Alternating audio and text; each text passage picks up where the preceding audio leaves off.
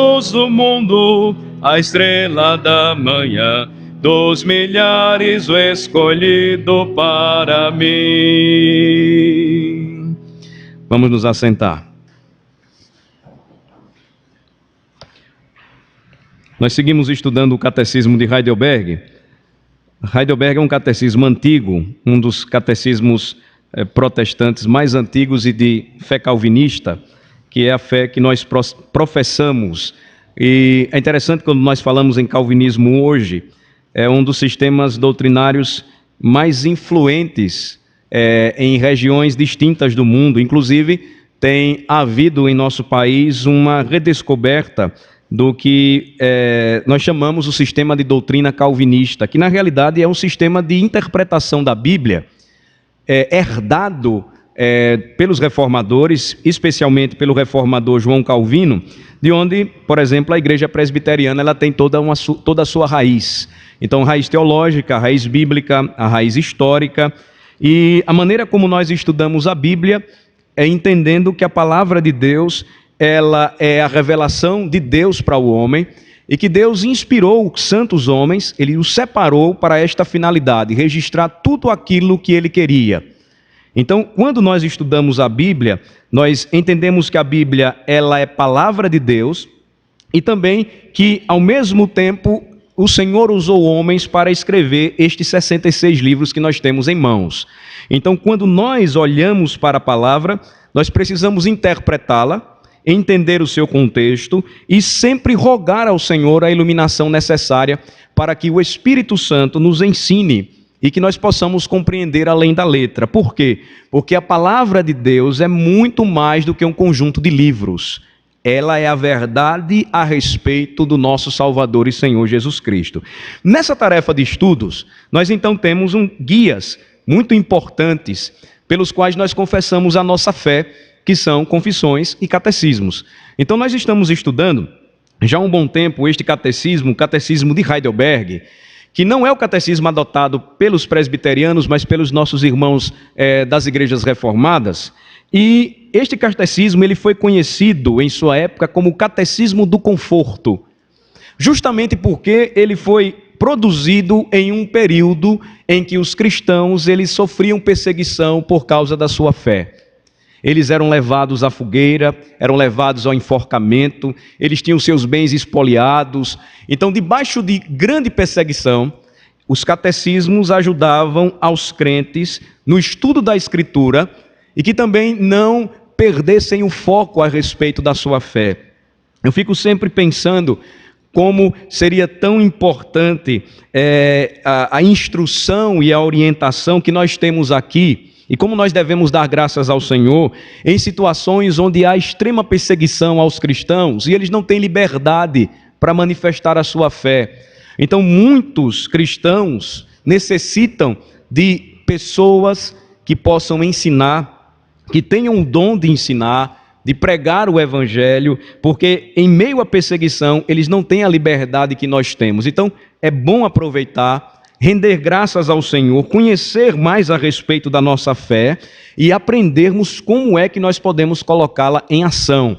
Ela não pode estar guardada, mas ela deve ser manifesta através da nossa confissão, ou seja, quando nós abrimos a nossa boca e dizemos ao mundo que nós somos crentes. Como um hino antigo do nosso inário, ele diz: eu devo dizer ao mundo que sou crente, não tenham vergonha de dizer isso. Eu devo dizer ao mundo que sou crente e que por Cristo, somente por Cristo eu vou viver. Então, a pergunta de hoje, a pergunta de número 76, ela ainda trata a respeito do batismo. Ela forma uma última parte de uma série de perguntas sobre o batismo. E a pergunta de hoje então diz: então esse lavar exterior com água, que é o símbolo do batismo, por si mesmo remove pecados? Deixa eu lembrar para vocês a pergunta anterior para a gente conseguir contextualizar aqui para aqueles que estão pela primeira vez. Nós vimos que o batismo ele nos faz saber e nos traz segurança que o único sacrifício de Cristo na cruz nos beneficia. De que maneira? Quando Cristo instituiu o batismo, que é esse lavar exterior, Ele nos deu com uma promessa de tão certo como a água nos faz lembrar a pureza do nosso corpo, por seu sangue e por seu espírito, ele tornaria puro o nosso coração. Então, nós aprendemos na Bíblia que o batismo ele vai simbolizar e ele vai nos lembrar este lavar regenerador e transformador do Espírito de Cristo. Aí, quando nós chegamos nessa pergunta, ela é pertinente, por quê? Para que não haja confusão. O lavar exterior com água, ou seja, o batismo, por si mesmo remove os pecados? Vejam só a resposta: não. Somente o sangue de Jesus Cristo e o Espírito Santo nos purificam de todo pecado. Símbolo é símbolo, sinal é sinal. Ele aponta para uma graça invisível operada em nosso coração. É justamente isso que nós vamos ver hoje, é um reforço ao assunto que nós temos estudado. O lavar exterior com água por si mesmo tem poder para remover os pecados. Em outras palavras, pastor, se o Senhor me batizar aqui na frente, quer dizer que no momento que eu for batizado, os meus pecados serão removidos? A resposta é não. O batismo ele vai simbolizar aquilo que Cristo realiza em seu coração, porque somente o sangue de Cristo e o Espírito Santo nos purificam de todo pecado. Quais são os textos prova? Vamos para Mateus capítulo 3. Primeiro texto prova. Mateus capítulo de número 3. Quando João Batista falou a respeito do ministério de Jesus, vejam só que interessante, Mateus capítulo 3, versículo de número 11.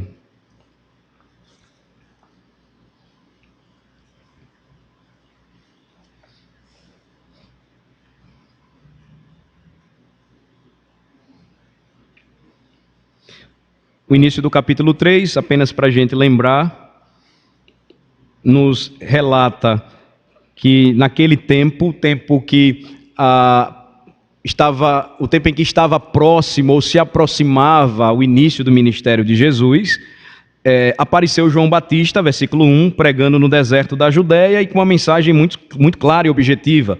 Versículo 2, arrependei-vos porque está próximo o reino dos céus. João veio para preparar os caminhos do Senhor Jesus. Essa foi uma profecia antiga. E quando João se levanta, muitos o confundiram com Jesus. Acreditavam que ele era Jesus Cristo. Então, João, em outras passagens, deixa muito claro que ele não era Jesus Cristo, mas que ele veio para preparar o caminho do Senhor. E o seu ministério, ele foi característico, ele aplicava um batismo chamado batismo de arrependimento. Ainda não era aquele batismo que mais adiante Jesus iria instituir e que deveria ser feito em nome do Pai, do Filho e do Espírito Santo. Então, para que os homens entendessem muito bem que ele não era Jesus Cristo e que ele era muito menor, ele vai dizer que não tinha nem condição de desatar as sandálias daquele homem, do homem ou do grande homem que viria, o Filho de Deus. Versículo 11, então, vejam só o que é que ele diz. Vamos ler juntos. Eu vos batizo com água para arrependimento, mas aquele que vem depois de mim é mais poderoso do que eu, cujas sandálias não sou digno de levar. Eles vos batizará com o Espírito Santo e com fogo. Então, ele deixa claro que o batismo dele, o batismo de arrependimento, ele ainda não seria o batismo trazido por Jesus. É claro, mais adiante nós vamos ver, quando Jesus ele comissiona os seus discípulos, e ele diz, olha, fazei discípulos de todas as nações, e ele vai dizer como? Eles deveriam fazer discípulos de todas as nações, saindo pelo mundo, ou seja, indo, batizando-os em nome do Pai, do Filho e do Espírito Santo, e ensinando-os a guardar tudo o que ele tinha ensinado, tudo o que ele tinha dito. Então, Jesus, ele continua utilizando o mesmo símbolo. O batismo sempre, desde os tempos antigos, simbolizava esta purificação daquele que iniciava ou que começava a servir ao Senhor. Mas João Batista faz questão de destacar o seguinte: eu vos batizo com água para arrependimento. Mas aquele que vem depois de mim, veja só, é mais poderoso do que eu, cujas sandálias não sou digno de levar. E ele conclui: ele vos batizará com o Espírito Santo. Então, somente o sangue de Jesus Cristo e o Espírito Santo podem purificar o homem de todo o seu pecado. Há uma expressão aí também que Jesus batizaria os homens também com fogo. Aqui há duas ideias importantes. A primeira delas é que o fogo purificaria, ou seja, tornaria santos e puros os que fossem por ele transformados, mas também haveria juízo para aqueles que o rejeitassem. O versículo 12 diz que Jesus teria uma pá em sua mão e limparia completamente o seu eirado. Ele recolheria o seu trigo no celeiro, mas queimaria a palha em fogo inextinguível. É uma linguagem figurada para lembrar que o ministério do Senhor Jesus traria juízo e salvação. De que maneira? Jesus não veio primeiramente para julgar, ele veio para buscar e salvar o perdido, ele veio para trazer luz aos homens, ele veio para salvar o pecador, mas a Bíblia diz que ele voltará segunda vez. E quando ele voltar segunda vez, o seu ministério então se concretizará na terra, porque quando ele voltar segunda vez, não haverá mais chance para arrependimento e salvação. Ele já volta como juiz, e como juiz então, diz a Escritura, os seus anjos farão esta separação do trigo do joio. O trigo será retido para ele, o joio será queimado como palha em fogo inextinguível. Ou seja, a ideia de juízo e salvação, de salvação e condenação, de céu e inferno. Mas o foco aqui para a gente é observar claramente que sempre o batismo ou seu símbolo, a água, apontava para aquilo que removeria os pecados dos homens, o sangue de Jesus, o Espírito Santo, o Espírito de Jesus. Então, vamos para outra passagem e ela se completará. 1 de Pedro, capítulo 3 agora. Vamos caminhar um pouco mais no Novo Testamento. Primeira carta de Pedro, capítulo 3,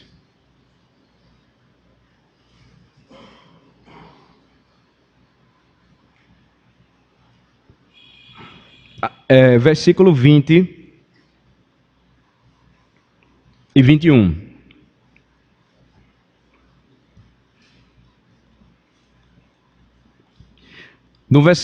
Os versículos anteriores, o apóstolo Pedro, ele lembra aos crentes de que eles não deveriam se entristecer se eles estavam sendo maltratados por serem zelosos a respeito daquilo que é bom. Versículo 13. Versículo 14 ele diz: mas ainda que venhais a sofrer por causa da justiça, bem-aventurados sois. Não vos amedronteis, portanto, com as suas ameaças, nem fiqueis alarmados. Aí o versículo 15 diz: antes santificai a Cristo como Senhor em vosso coração, estando sempre preparados para responder a todo aquele que vos pedir razão da esperança que há em vós. Então, ele lembra que os crentes agora, pertencendo a Cristo, deveriam viver em santidade de vida, ou seja, a palavra santificação quer dizer separação. Eles foram separados por Jesus Cristo como aquele bom trigo para o seu celeiro. A sua vida agora deveria ser uma vida de testemunho, de fé. Eles deveriam estar prontos para dar razão da sua fé, da esperança que eles tinham em Cristo. Veja como é importante então o crente, ele está lembrando aquilo que a palavra diz.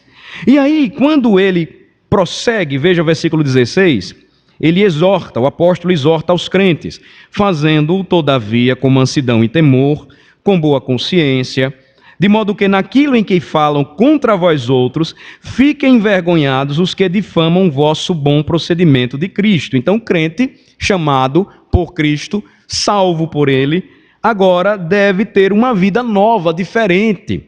Se os homens acusam você, que acusem você por seu bom procedimento, por você ser crente, ser fiel ao Senhor, para que eles fiquem envergonhados por difamarem o seu bom procedimento cristão. Porque, versículo 17, se for da vontade de Deus, olhem só que interessante, é melhor que sofrais por praticardes o que é bom do que praticando o mal. Se for para sofrer, a Bíblia diz que o crente sofra por ser fiel e obediente a Cristo, e não por se misturar com os ímpios e fazer aquilo que eles sempre fazem, desagradando a Deus e quebrando as suas leis. Aí agora entra a questão. A base para tudo isso vai ser lembrada mais uma vez pelo apóstolo Pedro. A base, mais uma vez, onde eles deveriam se firmar, aquela grande obra de salvação que Jesus com seu sangue promoveu neles, removendo de seus corações os seus pecados, purificando-os de todos os seus pecados, é apresentada novamente. É sempre isso que os pastores fazem, os presbíteros fazem, quando ensinam a Bíblia, quando abrem a Bíblia para o povo. Muita coisa e muitas verdades que nós já conhecemos, elas parecem que novamente se tornam tão vivas, tão claras. E aí, às vezes, nós acabamos dizendo assim, mas eu nunca tinha visto isso, ou parece uma novidade para mim. Na realidade, é que a nossa mente é tão limitada, e às vezes o nosso coração é tão apegado a esse mundo, não nos permite, por vezes, enxergar aquilo que sempre esteve diante de nós. E aí a palavra vem para lembrar quem nós somos, quem é Jesus Cristo, o que Ele fez por nós e por que nós somos chamados a sofrer por praticarmos aquilo que é bom. Olhem só a base de tudo isso aí, a partir do versículo 18. Leiam comigo até o versículo 22. Vamos ler?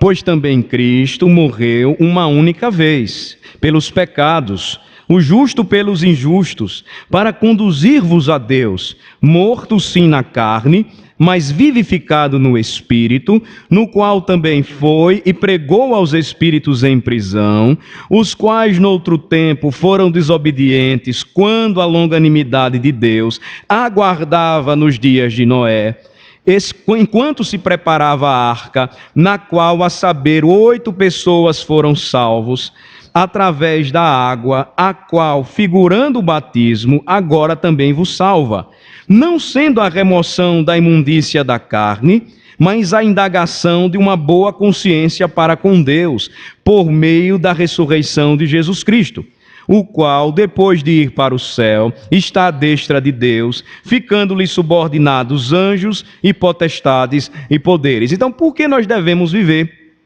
praticando o bem, sofrermos por amor a Cristo, por obediência e temor a Ele, não termos vergonha de declarar a razão da esperança que há em nós? O apóstolo então vai explicar: pois também Cristo morreu uma única vez pelos pecados, o justo pelos injustos, para conduzir vocês a Deus. E aí ele vai lembrar que esta grande obra de salvação, ela já havia sido anunciada desde os dias de Noé, quando os mesmos espíritos aprisionados que nós temos hoje, espíritos em prisão aqui, entendam, são as almas dos homens presas e escravas por seus próprios pecados. Porque quando conhecemos a verdade liberta o nosso espírito aprisionado, escravo do pecado. Cristo aqui é lembrado como aquele que em seu espírito, através do profeta Noé, nos dias que antecederam o dilúvio, foi e pregou para aqueles homens.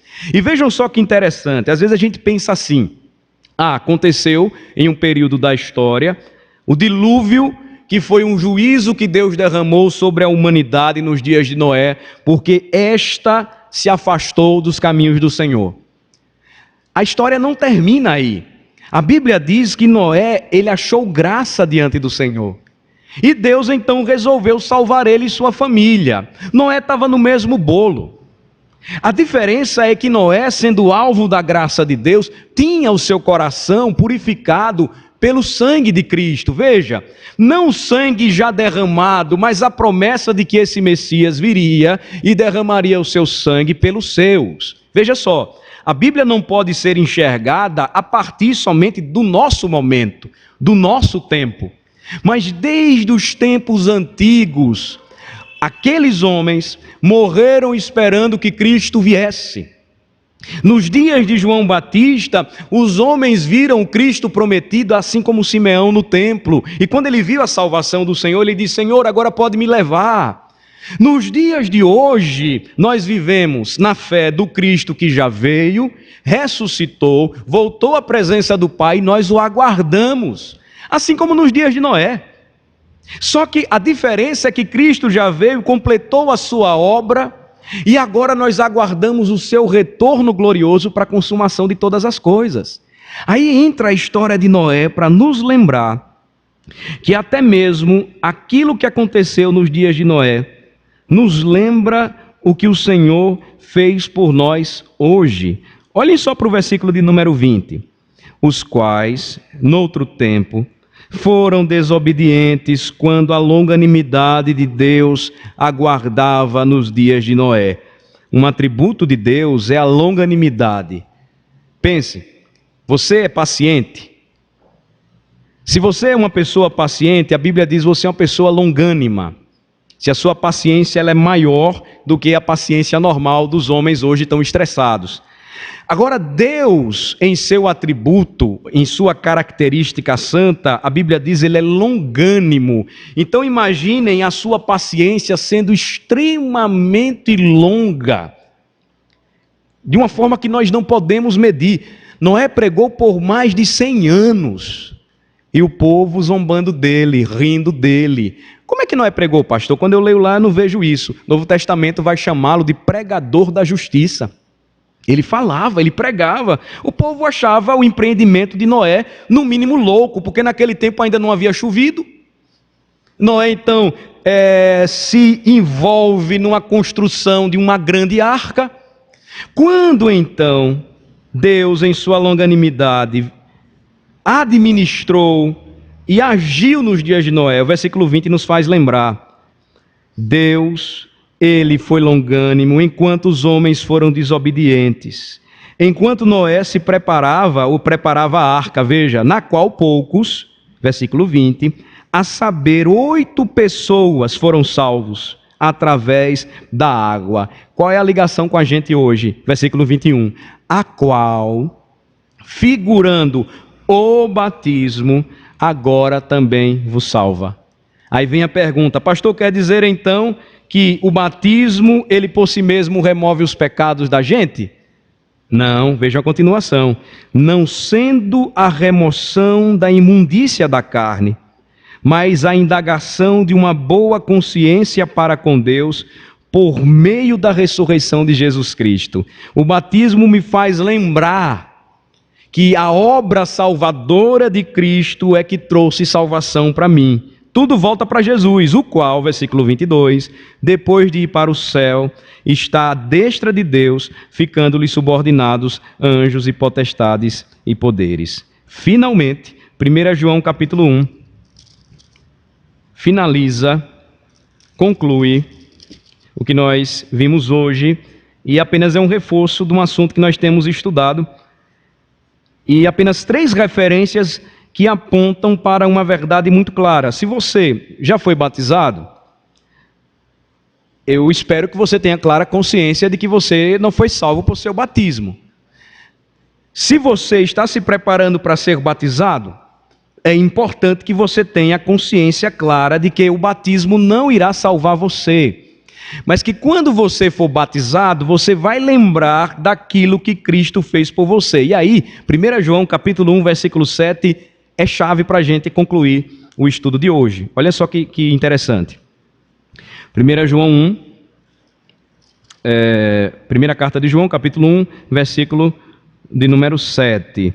Se nós pegarmos o contexto anterior, os 2 versículos anteriores, nós vamos entender melhor. Eu queria que vocês lessem comigo do 5 ao 7. Podemos ler? Vamos lá?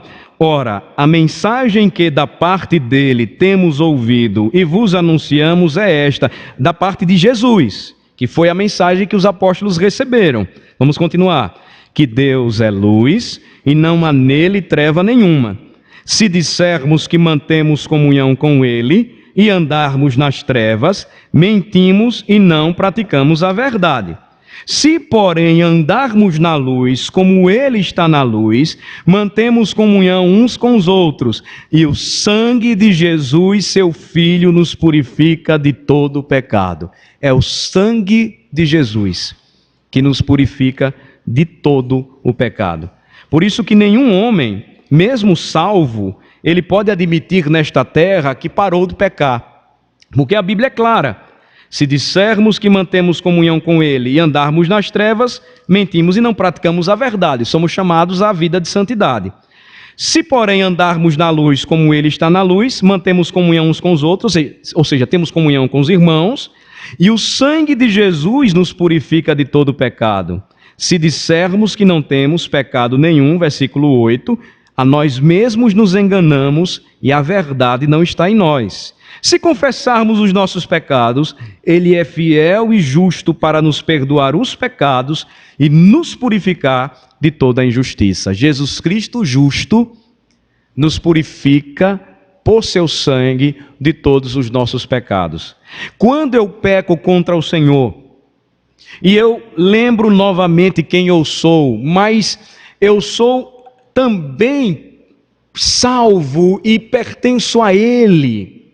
Quando eu peco contra o Senhor, e a Bíblia claramente me diz, eu não posso esconder essa realidade, eu volto os meus olhos para Jesus e lembro o que Jesus fez por mim, e lembro então da sua promessa de que se eu confessar o meu pecado, o Senhor é fiel e justo para me perdoar o pecado e me purificar de toda a injustiça. De que maneira? Pelo sangue de Jesus. Então, o que é que o batismo me faz lembrar? Me faz lembrar o que Jesus fez por mim. Ele me lavou com o seu sangue, me purificou com o seu sangue. Esta é uma esperança, é uma promessa gloriosa que todos aqueles que creem em Jesus Cristo vivem e experimentam. Por isso, irmãos, a razão maior da nossa vida e da nossa fé é Cristo, o nosso Senhor e o nosso Salvador. Próxima quarta-feira a gente prossegue e nós vamos estudar um pouco mais. Eu queria animar você para que continuássemos juntos aqui aprendendo. São verdades que às vezes nós sabemos ou conhecemos em parte, e à medida em que nós nos aprofundamos mais, o nosso conhecimento então ele vai se formando e o Senhor vai nos edificando, vai fortalecendo a nossa fé. Às vezes a gente tem a tendência de pensar assim: e se Cristo voltar e eu estiver então em pecado, e agora? O que é que vai acontecer? Já pensaram nisso? Muita gente pensa assim. Você dorme, quando você vai deitar, a primeira coisa que você deve lembrar é de confessar seus pecados, de lembrar o que você fez durante o dia. E aí quando você lembra da obra que Cristo fez por você, sabe o que é que você não vai esquecer? É que você não é salvo pelo que você faz. Você é chamado à santidade, você é chamado a andar na luz, mas isso não quer dizer que você ainda conseguiu, ou que você já conseguiu remover todas as manchas pecaminosas da sua alma. E aí, quando você lembra do que Cristo fez por você, do que Cristo fez por nós, você pode falar como o salmista: em paz me deito e logo pego no sono, porque só tu, Senhor, me fazes repousar seguro. Só Cristo, irmãos, pode fazer isso por nós. Vamos orar. Vamos agradecer ao Senhor por este momento, este privilégio. Depois nós vamos nos dividir de 2 em 2 para as nossas orações. Ó Senhor, obrigado pela graça maravilhosa de Jesus. Obrigado porque por seu sangue, por seu Santo Espírito, todos aqueles que creem em Jesus têm os seus pecados perdoados, têm o seu coração purificado, têm agora um novo entendimento, um novo coração, sabem que a sua vida, a razão da sua fé está nele, firmada nele, tão somente nele. Nós te agradecemos ao Senhor por tua graça revelada a nós em Cristo, porque por tua graça nós somos salvos, mediante a fé em Cristo, e isto não vem de nós mesmos, mas é um dom que o Senhor nos concedeu. Obrigado, Senhor Deus, pelo privilégio de juntos crescermos no conhecimento de Cristo. Abençoa o teu povo, Senhor, abençoa a tua igreja.